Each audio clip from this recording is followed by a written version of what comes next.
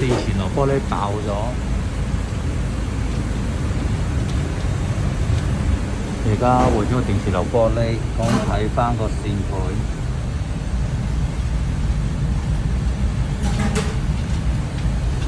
線盤都炸咗，所以而家幫佢重新換埋個線盤。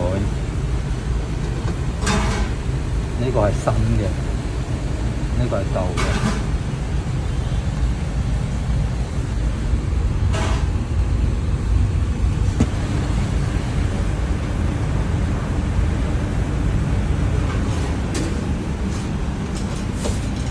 呢個係換咗出嚟嘅，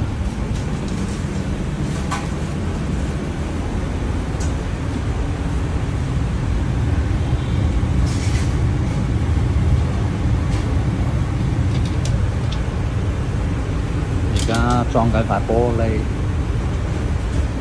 因為塊玻璃爆成咁樣。你哋嗰度塊玻璃有冇爆啊？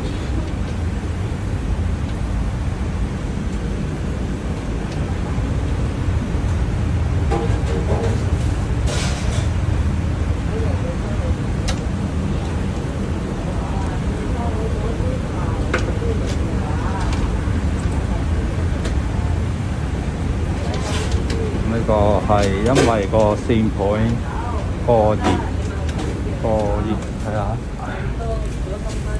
燒到白晒、斷晒、炸晒，之後嘣乜嘢，個窿就係咁大啦。咁而家就幫佢重新做過啦，係咪好靚仔咧？